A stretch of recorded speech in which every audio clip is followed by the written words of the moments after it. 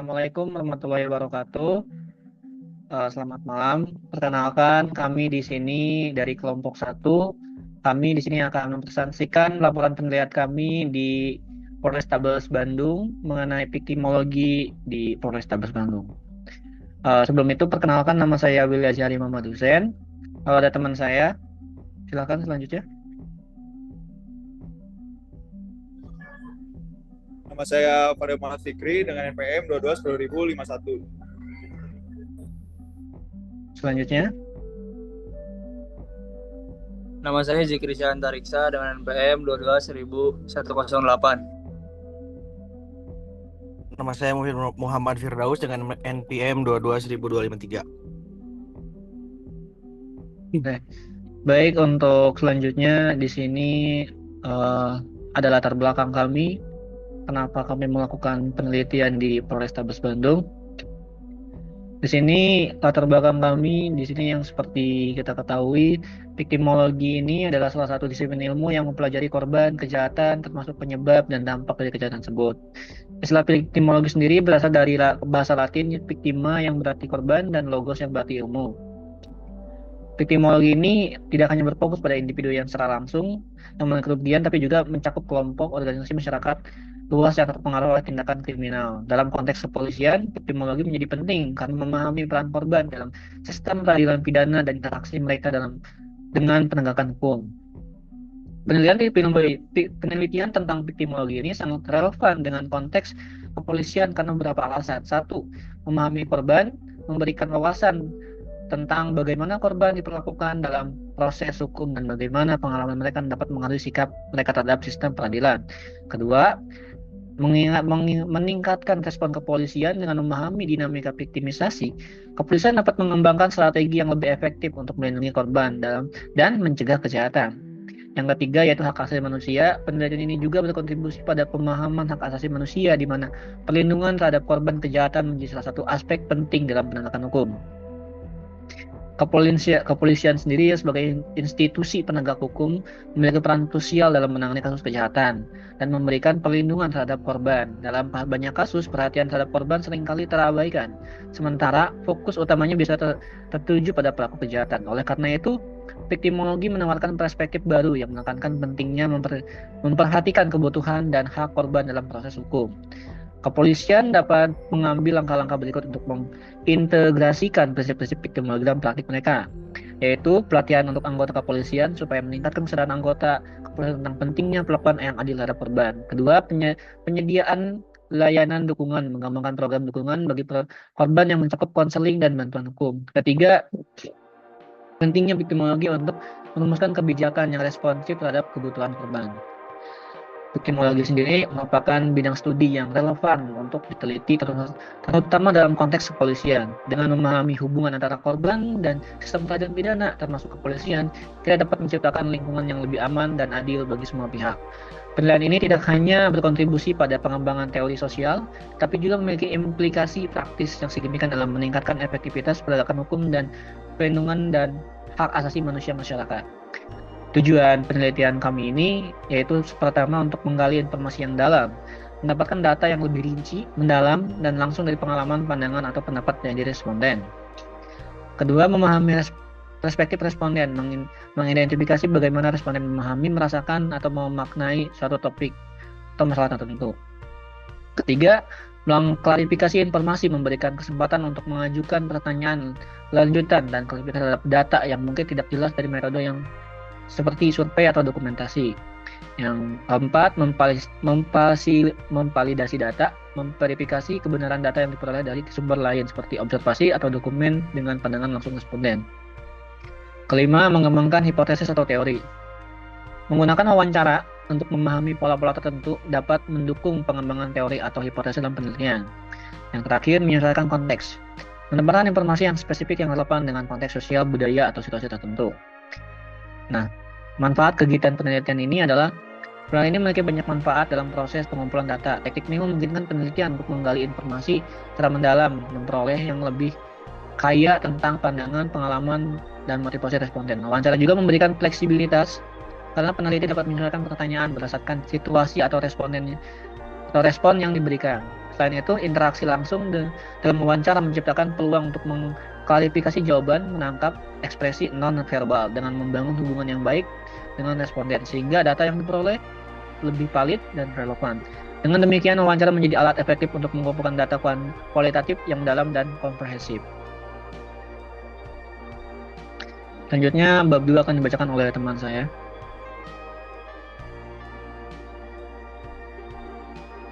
Jadi bab 2 itu ada tinjauan teoritis. 2.1 teori victimologi. Yang pertama, victimologi berasal dari bahasa Latin victima, yaitu korban, dan logos, ilmu, sehingga dapat diartikan sebagai ilmu tentang korban. Victimologi mempelajari aspek viktimisasi, termasuk penyebab seseorang menjadi korban, hubungan antara korban dan pelaku, serta reaksi sistem hukum dan masyarakat terhadap korban. Menurut Abdul Wahid dan Muhammad Irfan dalam buku Perlindungan Hukum Terhadap Korban Kejahatan tahun 2001, victimologi bertujuan untuk meningkatkan perlindungan hukum, psikologis, dan sosial terhadap korban kejahatan. Dalam konteks hukum pidana Indonesia, victimologi mulai diterapkan untuk menciptakan keadilan restoratif bagi korban. Yang selanjutnya ada teori victimologi klasik. Teori victimologi klasik muncul pada pertengahan abad ke-20 sebagai pendekatan awal yang signifikan untuk memahami fenomena viktimisasi. Fokus utama dari teori ini adalah untuk mengidentifikasi karakteristik korban serta faktor-faktor yang membuat individu lebih rentan terhadap kejahatan.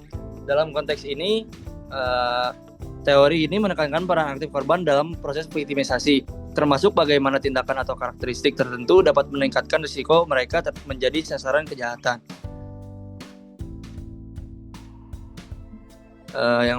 Jadi pionir dalam teori victimologi klasik ini seperti Hans von Hentig, Benjamin Mendelssohn, dan Marvin Wolfgang memberikan kontribusi yang substansial dalam pengembangan teori ini. Hans von Hentig dalam karyanya The Criminal and His Victims tahun 1948 mengklasifikasikan korban berdasarkan karakteristik fisik, sosial, dan psikologis yang membuat mereka lebih rentan terhadap kejahatan. Sementara itu, Benjamin Mendelssohn memperkenalkan konsep victim culpability yang merujuk pada sejauh mana korban berkontribusi terhadap terjadinya kejahatan yang menimpa mereka. Dan selanjutnya ada Marvin Wolfgang dalam penelitiannya mengenai pembunuhan di Philadelphia tahun 1958 menemukan bahwa dalam sebagian besar kasus pembunuhan, korban memainkan peran yang signifikan dalam memprovokasi pelaku. Temuan ini melahirkan konsep victim precipitation, di mana tindakan korban dapat memicu respon dari pelaku yang berujung pada kejahatan. Namun teori victimologi klasik juga menghadapi kritik, terutama terkait dengan kecenderungan untuk menyalahkan korban atau victim blaming. Dan para kritikus berargumen bahwa teori ini kurang memperhatikan faktor-faktor struktural dan sistemik yang mempengaruhi viktimisasi seperti kemiskinan, ketidaksetaraan gender, dan kondisi lingkungan sosial yang lebih luas. Meskipun demikian, teori ini tetap relevan dalam konteks pemahaman hubungan antara korban dan pelaku hingga saat ini. Dalam perkembangan lebih lanjut, telah muncul pendekatan yang lebih komprehensif seperti victimologi kritis yang mempertimbangkan faktor-faktor struktural dan sistemik. Menjadikan kajian ini semakin holistik dalam memahami dinamika kejahatan dan viktimisasi. Yang selanjutnya ada teori viktimisasi. Teori viktimisasi menjelaskan bahwa seseorang menjadi korban tindak pidana. Abdul Wahid tahun 2001 mengklasifikasikan viktimisasi ke dalam beberapa bentuk. Yang pertama ada viktimisasi primer. Korban menderita langsung akibat kejahatan seperti dalam kasus pencurian atau kekerasan. Yang kedua ada viktimisasi sekunder, yaitu korban mengalami perlakuan tidak adil selama proses hukum, misalnya mendapat stigma dari masyarakat atau perlakuan kasar dari aparat hukum. Dan yang terakhir ada viktimisasi tersier, yaitu ketidakmampuan sistem hukum dalam memberikan keadilan bagi korban seperti lambatnya proses restitusi atau ganti rugi. Yang selanjutnya ada teori interaksionisme simbolik, yaitu merupakan pendekatan sosiologis yang menekankan pentingnya interaksi sosial dan simbol dalam membentuk makna serta perilaku individu. Dikenalkan oleh George Herbert Mead dan Herbert Blumer, teori ini relevan dalam konteks kriminologi untuk memahami bagaimana makna sosial terkait pelaku kriminal dan respon masyarakat dibentuk melalui interaksi. Dan menurut teori ini, tindakan manusia didasarkan pada makna yang mereka berikan kepada situasi tertentu yang diperoleh melalui interaksi dengan orang lain dan terus berubah seiring waktu. Dan Blumer tahun 1969 mengidentifikasi 3 premis utama dari teori ini. Yang pertama, ada individu bertindak berdasarkan makna yang mereka berikan kepada objek atau situasi. Yang kedua, makna tersebut dihasilkan dari interaksi sosial. Dan yang ketiga, makna dapat berubah melalui proses interpretasi. Dan dalam kriminologi teori ini sering digunakan untuk menganalisis pembentukan label seperti penjahat atau korban, serta dampak pelabelan tersebut terhadap identitas individu dan interaksi mereka dengan masyarakat. Pelabelan sebagai penjahat, misalnya, dapat mengakibatkan stigma sosial yang memperkuat perilaku kriminal, yang dikenal sebagai teori pelabelan atau labeling teori. Selain itu, interaksionalisme simbolik juga relevan dalam memahami dinamika antara korban dan pelaku kejahatan, terutama ketika persepsi sosial mengenai peran korban menjadi isu penting. Dengan demikian, teori ini memberikan kerangka kerja yang berharga untuk mengeksplorasi bagaimana korban dan pelaku memahami tindakan mereka sendiri, serta bagaimana masyarakat mengkonstruksi narasi seputar viktimisasi, memperkaya pemahaman kita tentang interaksi sosial yang kompleks dalam konteks kejahatan. Yang selanjutnya ada teori strain. Teori strain adalah salah satu pendekatan penting dalam kriminologi yang menjelaskan penyebab kejahatan melalui ketegangan atau tekanan sosial yang dialami individu.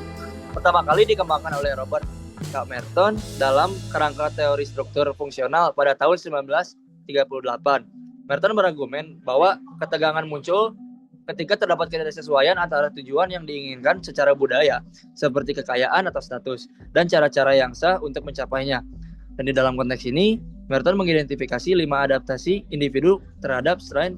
Di antaranya, yang pertama ada konformitas, yaitu menerima tujuan budaya dan cara untuk mencapainya. Yang kedua ada inovasi, yaitu menerima tujuan budaya tetapi menggunakan cara-cara ilegal untuk mencapainya. Yang ketiga ada ritualisme, yaitu menolak tujuan budaya tetapi tetap mengikuti cara-cara yang sah. Yang keempat ada retretisme, yaitu menolak baik tujuan budaya maupun cara mencapainya. Dan yang terakhir ada pemberontakan, yaitu menolak tujuan dan cara yang ada serta menggantinya dengan yang baru. Nah, jadi teori ini kemudian diperluas oleh Robert Agnew melalui General Strain Theory atau GST yang menambahkan berbagai sumber tekanan sosial yang dapat memicu strain, seperti ketidakmampuan untuk mencapai tujuan yang diinginkan, kehilangan sesuatu yang berharga, dan menghadapi situasi negatif seperti pelecehan atau penghinaan. Dan menurut Agnew, individu yang mengalami strain cenderung merespon dengan emosi negatif seperti kemarahan atau frustasi yang dapat memicu perilaku menyimpang atau kriminal. Teori strain ini memberikan wawasan yang signifikan dalam memahami dinamika sosial yang melatar belakangi kejahatan, terutama dalam masyarakat yang sangat menekankan kesuksesan material, namun memiliki akses terbatas untuk mencapainya. Dengan demikian, pengembangan lebih lanjut dalam teori ini sangat penting untuk menganalisis bagaimana ketegangan sosial dapat berkontribusi terhadap perilaku kriminal, serta implikasinya bagi kebijakan pencegahan kejahatan dan rehabilitasi. Yang selanjutnya dibacakan oleh teman saya. Baik, selanjutnya ada teori-teori feminisme. Teori feminisme dalam viktimologi berfokus pada peran ketidaksetaraan gender dalam membentuk pengalaman perempuan sebagai korban kekerasan. Pendekatan ini menyoroti bagaimana struktur sosial patriarkal mengatur hubungan kekuasaan di mana perempuan seringkali menjadi sasaran kekerasan baik fisik, seksual maupun emosional. Ini dikutip dalam Daly dan Chesney Lynn pada tahun 1988. Kekerasan dipandang bukan hanya sebagai tindakan individu, tetapi juga sebagai bagian dari sistem yang lebih besar yang dirancang untuk mempertahankan dominasi laki-laki atas perempuan. Hal ini menggambarkan kekerasan sebagai alat penindasan yang digunakan dalam masyarakat patriarkal untuk mempertahankan hierarki gender yang tidak setara. Selain itu, teori feminisme mengangkat konsep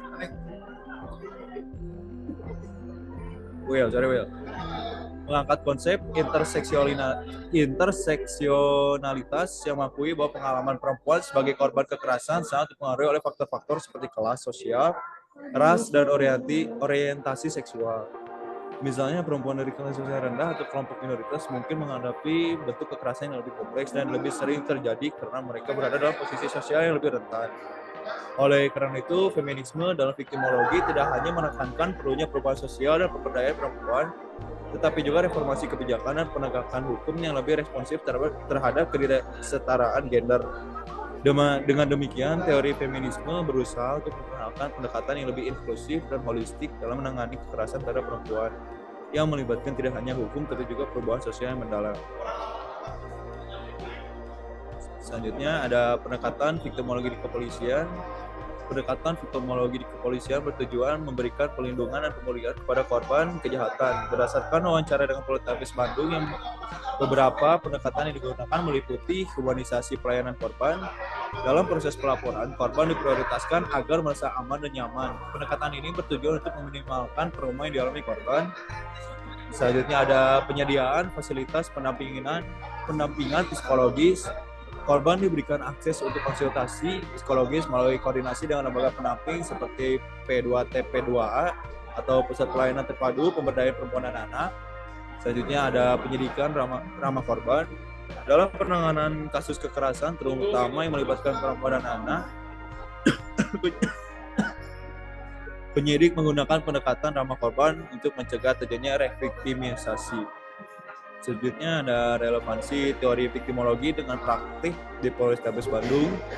Dalam wawancara, teori-teori viktimologi yang relevan dengan praktik di Polrestabes Bandung adalah victim participation theory, menggambarkan bagaimana perilaku atau tindakan korban dapat menjadi faktor terjadinya kejahatan.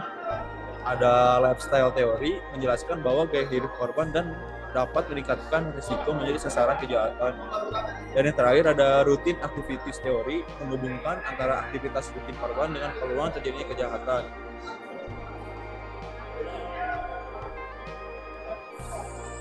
Selanjutnya ada di implementasi viktimologi berdasarkan hasil wawancara. Hasil wawancara dengan Polrestabes Bandung menunjukkan bahwa implementasi viktimologi meliputi unit pelayanan khusus. Polrestabes Bandung memiliki unit pelayanan khusus seperti unit PPA atau perlindungan perempuan dan anak yang menangani korban kekerasan berbasis gender dan anak. Selanjutnya ada perlindungan hukum korban. Berdasarkan Undang-Undang Nomor 13 Tahun 2006 tentang Perlindungan Saksi dan Korban berhak mendapatkan pendampingan hukum dan perlindungan keamanan selama proses berlangsung. Dan yang terakhir ada mediasi restoratif dalam kasus tertentu seperti penganiayaan ringan, dilakukan pendekatan mediasi untuk memberikan keadilan yang lebih cepat kepada korban. RH adalah seorang anak kecil yang tinggal bersama ibu NH dan ayahnya. Dalam pandangan NH, hubungan antara RH dan suami terlihat normal, di mana sang ayah tampak merawat anaknya dengan penuh kasih sayang.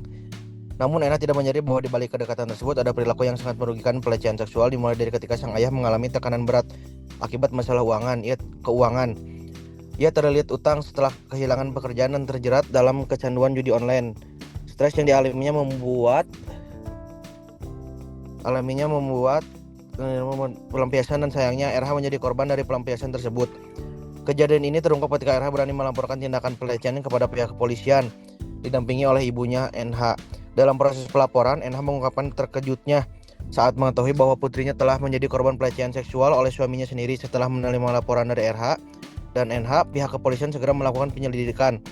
Mereka melakukan pemeriksaan terhadap RH untuk mendapatkan keterangan lebih lanjut mengenai pelecehan yang dialaminya.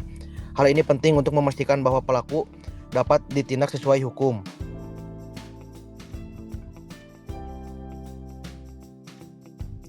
Dalam proses penyidikan, pihak kepolisian menemukan bahwa pelecehan seksual ini merupakan bagian dari proses viktimisasi yang kompleks. Viktimisasi primer terjadi ketika RH menjadi korban pelecehan langsung dari ayahnya yang dilakukan di tengah tekanan ekonomi dan kecanduan judi online yang dialami pelaku.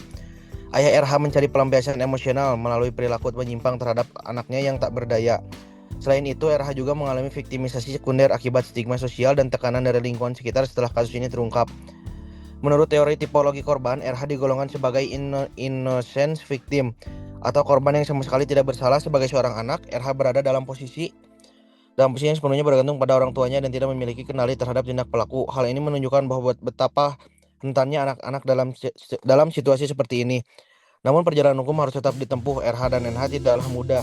Dalam proses hukum ada potensi reviktimisasi di mana korban mengalami penderitaan ulang akibat perlakuan yang tidak sensitif dalam sistem hukum, misalnya pemeriksaan atau pertanyaan yang terlalu mendetail tanpa mempertimbangkan kondisi psikologi. RH dapat memperpanjang trauma yang dialaminya. Selain itu, stigma dari masyarakat dapat mempengaruhi luka psikologisnya. RH menyulitkan proses pemulihannya. Dampak dari pelecehan seksual ini sangat serius bagi RH. Penelitian menunjukkan bahwa anak-anak yang menjadi korban kekerasan seksual sering mengalami trauma, kecemasan, dan depresi yang berkepanjangan. RH berpotensi menghadapi masalah dalam kepercayaan diri sendiri dan relasi sosial di masa depan. NH sebagai ibu memiliki tanggung jawab besar dalam mendukung pemulihan psikologi RH. Ia perlu menyediakan lingkungan yang aman dan nyaman bagi putrinya serta mencari bantuan profesional untuk terapi psikologis.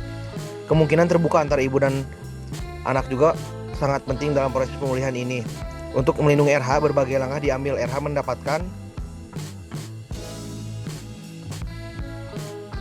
mendapatkan perlindungan psikologis melalui terapi yang diberikan oleh psikologi anak. Ia juga mendapat perlindungan hukum dengan pendampingan dari kuasa hukum lembaga perlindungan anak untuk memastikan hak-haknya terjaga selama proses hukum berlangsung. Jika diperlukan, pihak berwenang dapat memberikan tempat perlindungan bagi RH dan ibunya, mencegah intimidasi dari pihak pelaku. Dalam aspek kompensasi, RH berhak mendapatkan bantuan finansial untuk membiayai terapi psikologis dan pendidikan. Selain itu, dukungan moral masyarakat serta rehabilitasi sosial sangat penting untuk memulihkan kepercayaan diri dan relasi sosial RH berdasarkan pasal 7 Undang-Undang Nomor 31 Tahun 2014 tentang perlindungan saksi dan korban. Pelaku diwajibkan mengganti kerugian material dan imaterial yang diderita korban. Kompensasi ini mencakup biaya pengobatan, terapi, dan kerugian yang lain dialami RH. Proses hukum terhadap pelaku mengacu pada Undang-Undang Nomor 23 Tahun 2002 tentang perlindungan anak sebagaimana diubah dengan Undang-Undang Nomor 35 Tahun 2014 dan UU Nomor 17 Tahun 2016. Pasal 76D melarang eksploitasi seksual terhadap anak, sementara pasal 81 dan 82 mengatur hukuman dipidana bagi pelaku kekerasan seksual terhadap anak dengan ancaman hukuman minimal 5 tahun sehingga maksimal 15 tahun penjara. Terhadap ancaman minimal 5 tahun maksimal hingga 15 tahun penjara. Selain itu, pelaku juga dapat dikenai pidana berdasarkan KUHP pasal 287 dan pasal 290 yang mengatur tindakan pencabulan terhadap anak di bawah umur. Dalam penerapan hukum, pihak kepolisian melakukan penyelidikan. Kasus ini menyoroti pentingnya kewaspadaan orang tua terhadap interaksi anak dengan orang dewasa serta perlunya pendidikan tentang pelecehan seksual sejak dini. Dengan dukungan yang tepat, diharapkan RH dapat pulih dari trauma dan menjalani kehidupannya lebih penting ke depannya. Melalui kronologi, kita dapat memahami betapa kompleksnya masalah pelecehan seksual pada anak dan pentingnya peran keluarga serta masyarakat dalam mencegah dan menangani kasus serupa di masa mendatang. 3.2. Bagaimana proses viktimisasi pada kasus tersebut? Proses terjadinya pelecehan seksual dalam kasus ini berawal dari tekanan psikologis yang dialami pelaku akibat kehilangan bentar Will.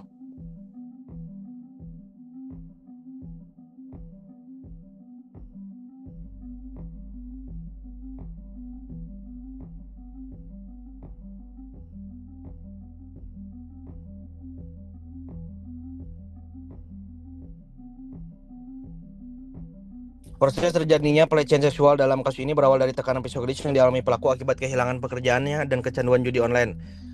Penelitian dari Basile et al. 2016 dalam jurnal Trauma, Violence, dan Abuse menunjukkan bahwa tekanan ekonomi dan gangguan psikologi sering menjadi pemicu utama perilaku kekerasan dalam rumah tangga, termasuk pelecehan seksual terhadap anak. Faktor internal seperti ketidakmampuan pelaku mengelola stres berkontribusi signifikan terhadap perilaku menyimpang ini. Berdasarkan teori strain dari Robert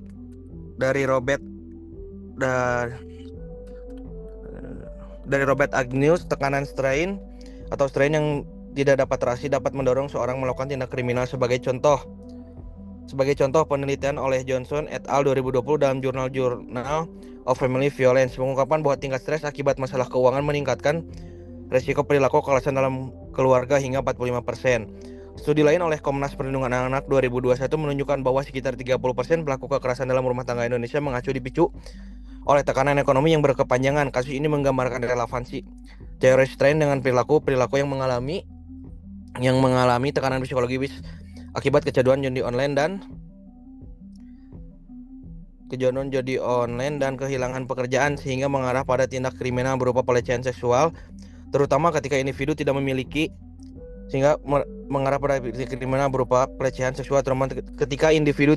mekanisme coping yang sehat. Dalam kasus ini, rumah tangga menjadi lingkungan yang tidak aman bagi korban akibat dinamika kekuasaan dan didominasi pelaku memanfaatkan hubungan keluarga. Tahap viktimisasi yang pertama ada tahap pra-pelecehan. Pelaku memanfaatkan hubungan sosial, hubungan emosional dan kepercayaan sebagai ayah untuk mendekati korban. Yang kedua, tahap pelecehan.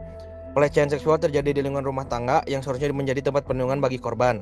Yang ketiga, pasca pelecehan, yaitu setelah mengalami pelecehan, korban mengalami trauma psikologi seperti rasa takut, kebingungan, dan kehilangan kepercayaan diri.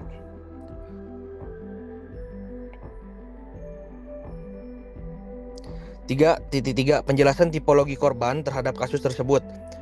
Kategori korban dalam klasifikasi von Hentig, korban dapat dikategorikan sebagai innocent victim karena RH adalah anak kecil yang tidak memiliki kesalahan atau kontribusi terhadap terjadinya pelecehan RH. Disebut sebagai dependent victim karena ketergantungannya terhadap pelaku dalam memenuhi kebutuhan sehari-hari. Hal ini sesuai dengan temuan pada studi viktimologi di mana korban anak lebih rentan terhadap eksploitasi karena ketergantungan mereka pada pelaku dewasa. Adanya peran ketergantungan korban terhadap pelaku tidak hanya bersifat material tetapi juga emosional karena pelaku adalah orang tua yang seharusnya memberikan perlindungan. Ketergantungan ini memperburuk situasi mengingat korban tidak memiliki daya tawar atau kemampuan untuk melawan. 3.4 Apakah ada reviktimisasi dan bagaimana proses reviktimisasi tersebut? Reviktimisasi terjadi ketika korban harus menghadapi proses hukum yang tidak sensitif terhadap trauma. Dalam kasus ini, reviktimisasi dapat terjadi saat korban memberikan keterangan berulang kali tanpa pendampingan psikologis yang memadai atau melalui stigma sosial yang diterima oleh korban dan keluarganya. Menurut laporan Komnas Perempuan 2022, lebih dari 40% korban kekerasan seksual Indonesia melaporkan pengalaman buruk selama berproses hukum termasuk yang menghakimi atau tidak relevan. Dampak reviktimisasi yaitu dampak dari pelecehan seksual ini sangat serius bagi RH. Menurut penelitian, anak-anak yang menjadi korban kekerasan seksual sering mengalami trauma, kecemasan, depresi yang berkepanjangan. RH berpotensi mengalami masalah dalam hal kepercayaan diri dan relasi sosial di masa depan. Ena sebagai ibu memiliki tanggung jawab besar mendukung pemulihan psikologi RH. Ia perlu menyediakan lingkungan yang aman dan nyaman bagi putrinya serta mencari bantuan profesional untuk terapi psikologis. Komunikasi terbuka antara ibu dan anak juga sangat penting dalam proses pemulihan ini. 3.5 Apakah korban sudah mendapatkan perlindungan penuh dimulai dari awal kasus ini berjalan hingga selesai? Berdasarkan pasal 21 Undang-Undang Nomor 31 Tahun 2014 tentang perlindungan saksi dan korban, evaluasi terhadap kasus serupa di Indonesia menunjukkan bahwa implementasi perlindungan ini sering kali mengalami hambatan seperti kurangnya pendampingan psikologis berkelanjutan dan keterbatasan tempat aman bagi korban. Sebagai contoh, dalam kasus X yang ditangani oleh Komnas Perempuan pada tahun 2022, korban melaporkan tidak mendapatkan fasilitas perlindungan akibat kekerasan sumber daya. Hambatan serupa perlu diatasi dengan memastikan pelaksanaan pendampingan yang konsisten dan pengawasan dari lembaga berwenang, sehingga perlindungan bagi korban berjalan sesuai dengan ketentuan yang berlaku. Korban memiliki hak atas perlindungan menyeluruh termasuk pendamping hukum, psikologis, dan pengamanan dari ancaman dalam pelaku. Dalam kasus ini langkah-langkah yang dilakukan meliputi 1. Pendamping saat melapor. 2. Prosedur pemeriksaan khusus.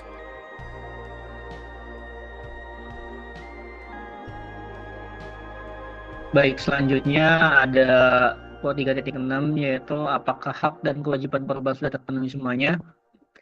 Hak-hak yang diatur dalam Undang-Undang Nomor 23 Tahun 2002 tentang Perlindungan Anak meliputi hak atas rehabilitasi psikologis, hak untuk dilindungi dari intimidasi bersama proses hukum, ketiga hak atas pendidikan dan pengembangan diri yang mungkin terganggu akibat trauma. Namun hak-hak ini seringkali sulit terpenuhi akibat keterbatasan sumber daya dan kurangnya koordinasi antar lembaga dan stigma sosial. Korban diharapkan dapat memberikan keterangan kepada pihak berwajib untuk mendukung selama proses hukum. Dalam kasus di atas, hak dan kewajiban RH sudah terpenuhi, seperti mendapatkan hak perlindungan hukum selama proses berjalannya perkara, hingga hak mendapatkan bantuan psikologis. Namun dalam beberapa kasus ada hak korban yang tidak terpenuhi ketika memberikan keterangan di kepolisian, dikarenakan kurangnya perhatian terhadap korban disebabkan terlalu fokus kepada pelaku, sehingga terkadang korban terabaikan hak-haknya. Secara kewajiban korban sudah memberikan keterangan sudah terpenuhi seluruhnya. Selanjutnya ada 3.7 yaitu bagaimana pemberian kompensasi terhadap korban dalam kasus di atas. Kompensasi sendiri diatur dalam pasal 7 Undang-Undang Nomor 13 Tahun 2006. Di sini dijelaskan dapat diberikan kepada korban untuk menutupi kerugian material dan imaterial. Dalam aspek kompensasi, RH berhak mendapatkan bantuan finansial untuk membiayai terapi seperti terapi psikologis dan pendidikan. Selain itu, dukungan moral dan masyarakat serta rehabilitasi sosial sangat penting untuk memulihkan kepercayaan diri dan relasi sosial RH. Berdasarkan pasal 7 Undang-Undang Nomor 31 Tahun 2014 tentang Perlindungan Saksi dan Korban, pelaku diwajibkan mengganti kerugian material dan imaterial yang menjadi detail korban. Kompensasi ini mencakup biaya pengobatan, terapi, dan kerugian yang lain yang dialami oleh RH. Mekanisme kompensasi sendiri dapat diajukan melalui LPSK dan melibatkan lembaga terkait untuk menilai kebesaran kerugian. Kompensasi dapat berupa finansial dan non finansial. 3.8 yaitu apakah korban berhak mendapatkan hak restitusi dan rehabilitasi terhadap korban. Restitusi dalam bentuk ganti rugi material dapat diajukan terhadap pelaku, seperti biaya pengobatan, rehabilitasi psikologis korban. Restitusi ini sejalan dengan pasal 98 KUHP yang memungkinkan korban menuntut ganti rugi dalam proses pidana. Berdasarkan pasal 7 Undang-Undang Nomor 31 Tahun 2014 tentang perlindungan saksi dan korban, pelaku diwajibkan mengganti kerugian material dan imaterial dari tidak korban. Restitusi mencakup biaya pengobatan, terapi, dan kerugian yang dialami RH. Dalam kasus di atas, RH mendapatkan hak restitusi berupa biaya pengobatan karena trauma yang dialaminya selama mengalami pelecehan seksual. Rehabilitasi korban mencakup pemulihan psikologis, medis, dan sosial. Dalam kasus ini, langkah konkret seperti terapi trauma dan reintegrasi sosial perlu ditingkatkan. Berdasarkan data KPAI 2021, hanya 30% anak korban kekerasan seksual di Indonesia mendapatkan akses rehabilitasi penuh. Merujuk pada hak korban untuk mendapatkan layanan medis dan psikologis, seperti itu dalam pasal 70 Undang-Undang Nomor 35 Tahun 2014 tentang Perlindungan Anak. Dalam kasus RH di atas mendapatkan rehabilitasi seperti psikologis, medis, dan sosial. Dalam kasus RH di atas sudah mendapatkan hak rehabilitasi secara psikologis, namun tidak diketahui apakah RH mendapatkan rehabilitasi lainnya berupa medis dan sosial. 3.9 Bagaimana implementasi peraturan perundang-undangan terhadap kasus di atas? Apakah implementasi dijalani dengan baik?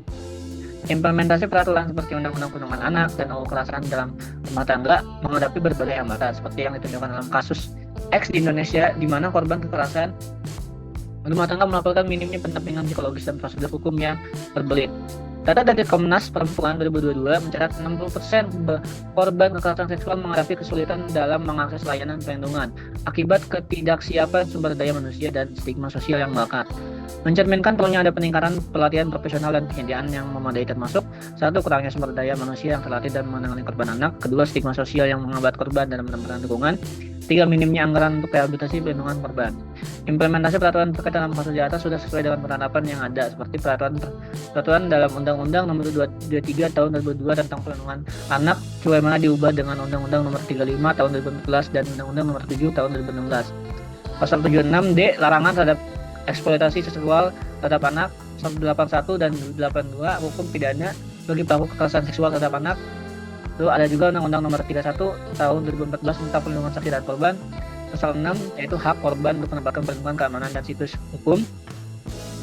3 ada KUHP pasal 287 dan pasal 290 pidana atas tindakan pencabulan terhadap anak di bawah umur.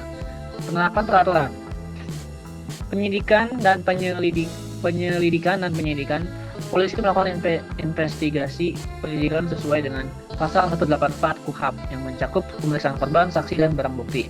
Penuntutan pelaku, jaksa menuntut pelaku berdasarkan pasal-pasal untuk dalam Undang-Undang Perlindungan Anak. Hukuman pidana minimal 5 tahun hingga maksimal 15 tahun penjara dapat dikenakan. Pelaksanaan restitusi, pengadilan memutus restitusi berdasarkan laporan kerugian korban, dan pembayaran diatur melalui kerjasama dengan LPSK. Pemulihan psikologis, pemerintah menyediakan layanan rehabilitasi yang difasilitasi oleh dinas sosial dan atau lembaga perlindungan anak di tingkat daerah. Kasus ini menyoroti pentingnya kewaspadaan orang tua terhadap interaksi anak dengan orang dewasa, serta perlunya pendidikan tentang pelecehan seksual sejak dini. Dengan dukungan yang tepat, diharapkan RH dapat pulih dari trauma dan menjalani kehidupan yang lebih baik ke depannya. Melalui teknologi ini, kita dapat memahami betapa kompleksnya masalah pelecehan seksual pada anak dan pentingnya peran keluarga serta masyarakat dalam mencegah menangani kasus serupa di masa mendatang. Dan kesimpulan dari penelitian kami ini, laporan ini mengungkapkan pentingnya pemahaman tentang viktimologi dalam konteks kepolisian, terutama menangani kasus-kasus kejahatan yang melibatkan korban. Melalui wawancara dan analisis yang mendalam dengan memahami hubungan antara korban dengan sistem peradilan pidana, termasuk kepolisian, kita dapat menciptakan lingkungan yang lebih aman, adil bagi semua pihak. Penelitian ini juga tidak hanya berfokus pada pengembangan teori, tetapi juga memiliki implikasi praktis yang signifikan dan meningkatkan efektivitas penegakan hukum dan perlindungan hak asasi manusia di masyarakat. Peran korban seperti yang ditunjukkan dalam kasus RH sering kali mengalami berbagai bentuk viktimisasi baik primer maupun sekunder. Dalam kasus RH ini, sebagai anak kecil menjadi korban pelecehan seksual oleh ayahnya yang dipicu oleh tekanan ekonomi dan kecanduan judi. Hal ini menunjukkan bahwa faktor-faktor eksternal dapat berkontribusi pada perilaku pelaku dan menempatkan korban dalam posisi yang sangat rentan. Pentingnya perlindungan dan dukungan korban dalam proses hukum yang sangat ditekankan. Proses hukum dapat berpotensi menyebabkan reviktimisasi jika tidak ditangani dengan sensitif. Oleh karena itu, pendekatan yang lebih humanis dan responsif terhadap kebutuhan korban diperlukan. Laporan ini merekomendasikan agar kepolisian meningkatkan pelatihan bagi anggotanya mengenai viktimologi dan perlakuan terhadap korban.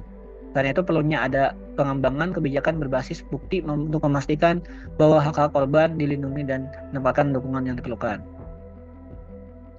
Selanjutnya ada saran. Di sini saran kami dari hasil penelitian ini adalah kepolisian perlu mengadakan program pelatihan reguler untuk meningkatkan kesadaran anggota tentang pentingnya perlakuan adil terhadap korban. Ini termasuk pemahaman tentang trauma yang dialami oleh korban-korban dengan cara untuk memberikan dukungan sosial, dukungan emosional. Program dukungan korban pengembangan layanan dukungan bagi korban kejahatan sangat diperlukan. Program ini harus mencakup konseling psikologis, bantuan hukum, dan akses ke sumber daya lainnya untuk membantu korban pulih dari pengalaman traumatis mereka. Penegakan hukum harus didasarkan pada data dan penelitian yang mendalam tentang viktimologi. Kebijakan yang diambil harus mempertimbangkan konteks sosial dan ekonomi di mana kejahatan terjadi agar lebih efektif dalam mencegah viktimisasi di masa depan.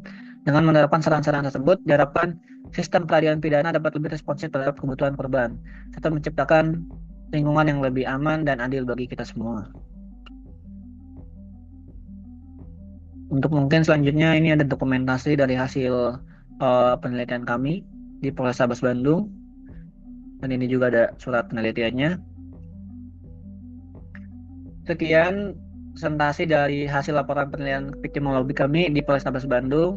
Mohon maaf bila banyak kesalahan. Kami dari kelompok 1 berterima kasih sebanyak-banyaknya terhadap Bapak Airel selaku dosen pembimbing di mata kuliah ini. Mohon maaf bila masih banyak kesalahan dalam laporan ini. Sekian dari kami. Wassalamualaikum warahmatullahi wabarakatuh.